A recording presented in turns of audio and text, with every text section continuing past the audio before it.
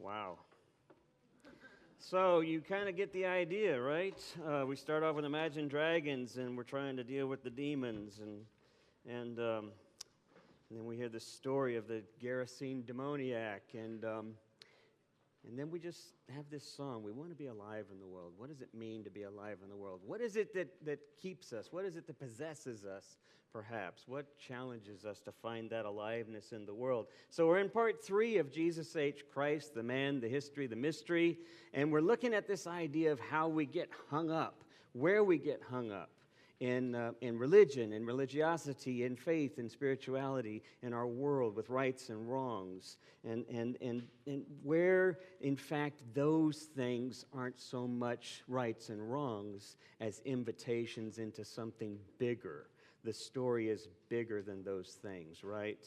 The Rumi text, it's the Middle Eastern mystic Rumi who says, out beyond ideas, there's a field. Out beyond ideas of right and wrong, there's a field. That's where I'll meet you there. Even when we start talking about things like each other, even those words are too much to talk about, right?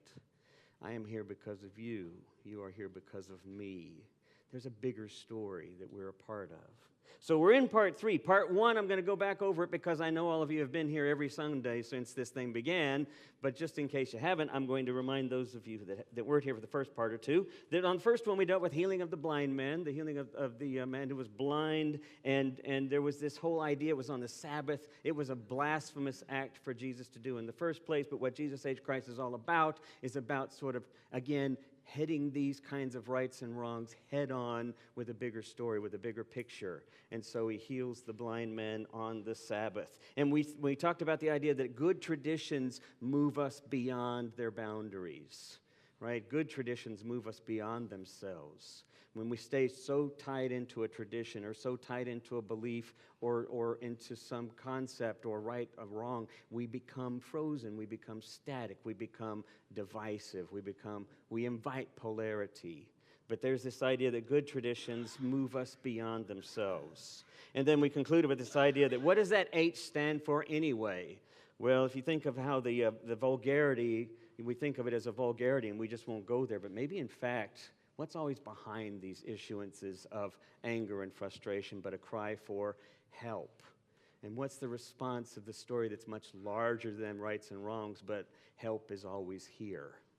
So that was part 1. Part 2, Martha and Mary sitting at the foot of the rabbi. We talked about the school of the rabbinic school and Jesus, and she was actually training with Jesus this idea, and Martha in the kitchen. It wasn't a domestic violence kind of thing. It wasn't a domestic dispute kind of thing. It was recognizing where we are sometimes and getting so hung up with that, getting so overwhelmed with the anxieties around where we are, or if we're doing the right thing, that we forget to do the right thing.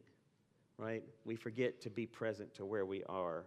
And sometimes that's actually the challenge. The blasphemy is right there, is actually challenging those roles to be more present to who we are and to who our culture needs us to be in terms of this bigger narrative of redemption. So that's where we were, and here's where we are today. We're talking about demon possession.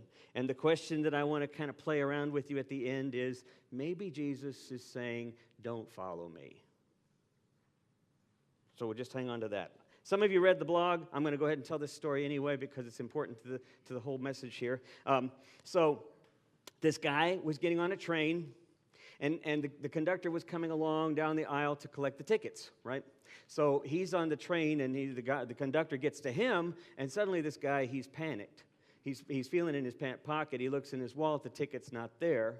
He starts to reach in his coat pocket. It's not there. So he goes over to his briefcase, and he starts searching through the briefcase, and it's not there. And the conductor says, did you get it? Of course I got a ticket. I got a ticket. I know I have a ticket. He's looking through everything. He turns to the seatmate next to him, who he doesn't know at all, but he starts looking through his briefcase just in case. So he's looking for his ticket everywhere. And then the conductor says, sir, excuse me, sir, I see you have a vest. Most men, at least as I know, most men will keep their ticket in their vest pocket. Have you looked there? And the guy looks in a panic and he says, oh, no. I'm not going to look there. What if it's not there? I've lost all hope. I'll let that sit with you for a minute. Because I haven't figured out yet why that's so funny, but everybody always laughs at that. So the other day I was listening to an On Being podcast with Krista Tippett, and she said this. She said, there is this great puzzle about life that things can go wrong.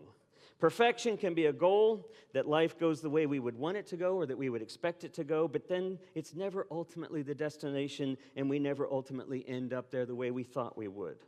And this gives rise across history to this whole debate about theodicy, she says, this whole debate of evil, the place of evil in our reality, the place of disappointment in our reality, the place of suffering and pain. How could there be a good God, or for that matter, how could the balance of the universe be good when there's so much that seems to go wrong? And then she adds this, which I think is the crux of our story, and I want to come back to her. I want you to think about throughout. She says, then there is this paradox in our lives that if we live wisely enough, we are so often made by the very thing that would break us.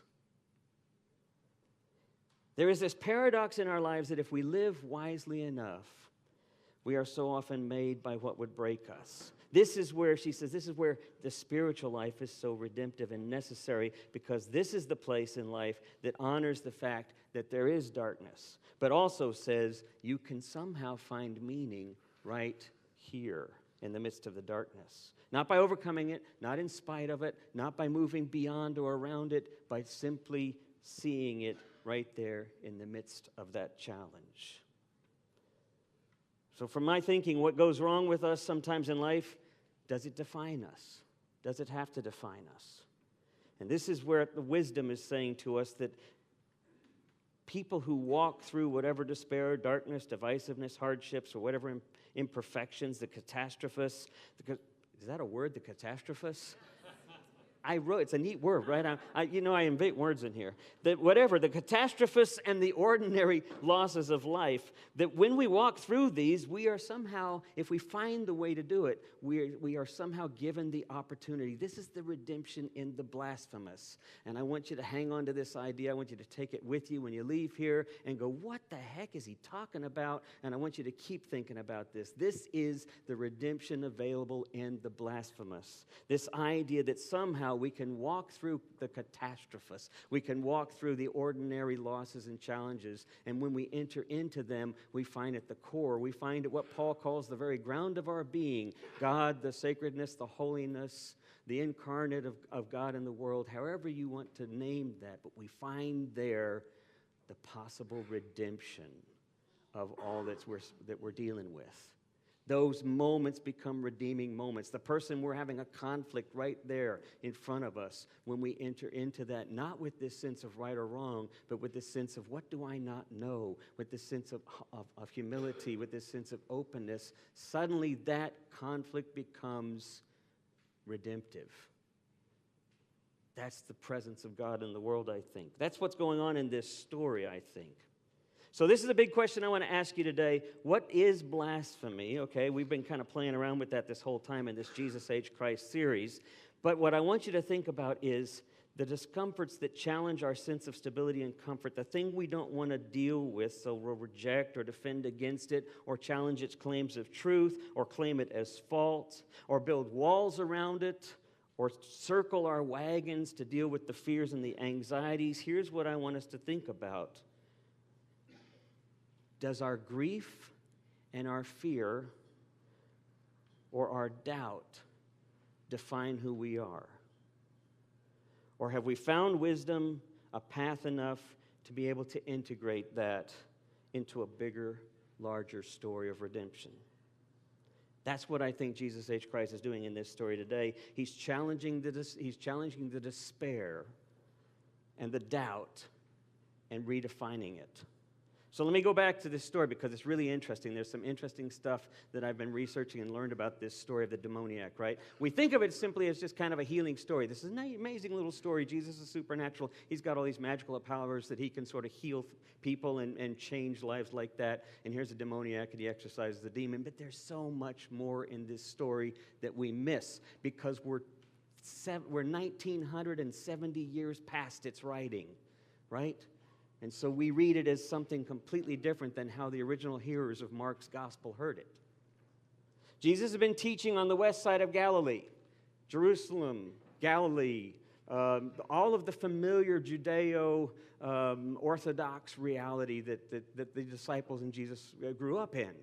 And they've been teaching, and they're out on a boat, and they're sitting out just away from the shore. And then Jesus says, and things have been going good. If you read the stories up to that point, you'd realize there's been some healings, there's been some revelational moments, some challenging, blasphemous moments where Jesus challenges the Sadducees and the Sanhedrin and such by doing things like on the Sabbath. All that's happening according to plan. And then Jesus looks at his disciples and says, let's go to the other side of the lake, to the region of the Gerasene. To Gerasa. Now, what we don't know as readers, perhaps, but what they immediately knew is two things. First of all, Mark's gospel is written 50, 60 years, 40, 50 years after Jesus dies, right? So a whole lot of things have already happened. We're already talking 70, 80 A.D. That region, for one thing, that region was established by Alexander the Great. On the east side of the Sea of Galilee, which was basically like a very large lake, on the east side of the Sea of Galilee, the whole region, called the Decapolis. The Decapolis is like 10 smaller cities of sorts, various sized cities, but they're this whole region of Alexandrian Greco-Roman culture, right? It's not Jewish. There's Jews there, but it's not. It's a Greek-Roman reality. Now, when Alexander established it, he established it as sort of the epitome of Greek learning, so that you have the gymnasium where you would learn. That's essentially where you're educated as well as you're physically developed, because physique, body, it was everything in that culture. You had the Colosseums where you showed that off, where you fought and you battled, and there was this competitiveness and this aggressiveness and this ambition to show yourself, and anything that was a sign of weakness was quickly eliminated or belittled or perhaps just made into, turned into servitude. You had this massive culture that was centered around that kind of reality, and then you had the worship of gods that were all centered around specific kinds of things, like crafts or hedonism or sex or love or agriculture. You had all of these different gods that sort of centered around very specific kinds of needs. So here's Jesus on one side saying, let's leave this orthodoxy. Let's leave this comfort. Let's leave this reality with which you are so familiar, and let's go over there to that other side that just is so unfamiliar, so alien, in some ways terrifying, and certainly anathema to everything you stand for. Who's with me? And it says that they're willing to go. Now, there's a story that happens in between this one and the story we read, right? And you're familiar with it. It's the calming of the sea happens during the time that they're crossing it. We skipped that and went right to the other side because of my point for the story today. But right there in the middle of the sea, right? Yeah, sure, we'll follow you. And then all of a sudden we have this powerful story where the waters are taking over the boat. The disciples are all screaming and scared to death. And Jesus is looking over going like, I thought you said you wanted to come over here with me. Right? So the whole story is about their inability to sort of see what they're part of, and they begin to mistrust everything and to doubt their own purpose in the world. Now, the second thing you need to know about these stories, because they are written about 50 to 60 years, 40 to 60 years afterwards, is that most scholars begin to see these stories of Jesus not simply as historical moments, but even more profoundly as parables. Jesus' own stories become parables. We're talking 50, 60 years after he was there that we're writing these stories about him. They become parables about the truth he represents. And it's important that you see it that way, because it's only in that way that you can see just how profoundly influential and transformative these stories might be. So I'll give you, for example, so Jesus is going now across the sea, the disciples with him. It says the first thing they see when they arrive is a man rushing towards them, possessed by an evil spirit, who falls to the ground seeing Jesus and says, "Have mercy, don't torture me, Son of the Most High God." We're thinking, well, he means Jesus, Son of God. Son of the Most High God was how they referred to Alexander, how they referred to Caesar, how people in the Greco-Roman reality referred to their ruler as the one chosen to come from on high to establish peace through power and violence and basically squelching everything so that we have order. So we referred to Caesar or we referred to Alexander or the emperor as the Son of the Most High God. So Jesus immediately is being addressed as one who, as a Roman, as an emperor. Then, of course, we have this next thing, which is when Jesus says, what's your name? What's the name? Legion. So let's go back a little bit, because what's happening right around 30 to 50 A.D. is a series of revolts, a series of rebellions are happening in the Decapolis, okay? And then Vespasian sends out a couple of generals with 2,000 soldiers or so, and they roam through that land and destroy everything in their path. They basically take the cities and any of the rebellious ones in there. It says in the story, if you read Josephus, the historian, and you go to this book called Of the War, and it chronicles a history of the wars that happened in the first century A.D. If you go and you read there, what it says is that they run through, they decimate everything in classic Roman fashion, 1,000, 2,000 soldiers, and they kill 1,000 or more young men, and they take captive all the women and children and enslave them, and then burn the whole thing to the ground, all of the rebellious villages and whatnot, and then reestablish the Roman Empire the way that the Roman Empire does peace, through its power. Nobody there to revolt, nobody there to complain. So this has happened sometime around the writing of the gospel or just before. You see what's going on, so that when Jesus says, or when the gospel writer says, Jesus looks at his disciples and says, let's go across the lake, he's not just saying, let's go over and see what's on the other side. He's saying, let's go dance in the middle of death and despair and see what happens. And all the disciples would be going like, no, I'm not going over there. Number one, it's certain suicide, and number two, all of my rabbis would be terribly upset with me. This is just anathema to who I am as a Jew. I'm not going over there. And they go across, and the first person they meet is a person possessed, and his name is Legion. So here's the question then. Is Mark talking about the person, or is he talking about the culture, the political arena? Is he talking about an individual's relationship with God, or are you talking about despair of a nation, despair of a people, despair of a society? There's this external dimension to our dysfunctional reality. Maybe we find ourselves in a difficult job, or we find ourselves with an unrelenting, angry, or oppressive boss or administration, or we find ourselves in a politically dysfunctional reality, polarized and divisive, or a pattern that seems in our life that it's completely unfixable. There's this external reality that seems overwhelming, but then there's also this internal dimension that it's making you crazy, and you find yourself spiraling out of control sometimes. We know people like that, right? We listen to the news and we know people that are overwhelmed. We can look on Facebook and we can see this overwhelming sense that we find ourselves in. And so we either address the problem, we cross the lake, we go over and stand in the midst of it and name the truth, or we stay back within the tradition, the circled wagons, and we hide behind it. But if we hide behind it, what happens? This is what happens essentially in our story. The demoniac represents basically what happens when we repress, when we simply don't name it, when we don't name the dis-ease. It's interesting that blasphemy is deceiving at its root. It means deceiving. It means contradicting the truth of something. And disease, of course, means the same thing. It means basically discomfort, or this inability to face this discomfort, this suffering. So we call it disease, but it's essentially this idea of discomfort and dysfunction. We live with this kind of denial, but if we stay quiet, it overwhelms us.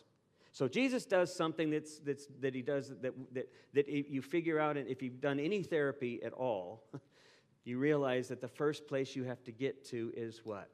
Is to name the problem. What happens when you don't name the problem? Eventually dysfunction starts to take over in places where you simply feel overwhelmed. So what's happened with the Me Too movement is you've had this sudden naming. What's happened with the Black Lives Matter is you've had this sudden naming. It's always been there. It's as if we were to say 50 years from now, someone were to tell the story of Martin Luther King's I Have a Dream, and they were going to read that that speech and recite that speech, but then forget to mention the hundreds and hundreds of years of slavery, the tension and generations of civil disobedience and oppressiveness. But they're telling this beautiful story about how it's wonderful to have this dream. When we look back at this story, what we don't realize is that Jesus is confronting the way in which we relate to the world. How will we relate to the world? Will we relate to it out of this idea of hiding, of avoiding, or do we relate to it by naming? And sometimes the only way to name the outer external problems in the world are to begin to name our own orientation to it, to begin to name our own discomfort with what's going on. So this lost ticket idea, right? Comedians oftentimes tell jokes because they speak to a deeper truth. What happens if you face your doubts and the answer's not there? How do we live with that kind of mystery? Or as I think what Jesus is saying in this story is that, is there a way to live with this mystery that in fact is larger than having an answer? Is there a way to live in the midst, moment by moment, gesture by gesture, as Mary Oliver says? Is there a way to live into these questions with honesty and vulnerability that begins to address the larger question? Naming it. And then what does Jesus say to the demon-possessed guy, the formerly demon-possessed guy? The guy wants to jump in the boat and go back over to the other side. Let me hang out with you guys. And Jesus says, no, go back to the Decapolis. And what does he say? He says, talk about where you've experienced mercy. You see, until we can get to that place that we honestly can say, I'm here because of you, and you're here because of me, and we're always going to find ourselves falling back on those places that feel safe, especially when we run up against those places that feel demonized, right? When we can begin to realize what Raymond Carver wrote at the end of his life, Raymond Carver the poet, it's on his gravestone now. And he said, what was it that you wanted in life? Did you finally get it? I did. And what was that? To know that I am beloved and to know that I have loved. That's mercy at the heart of being. And when we get to that place, we begin to dissolve those walls and those blasphemous kinds of rights and wrongs and find connections at the very ground of our being. Amen.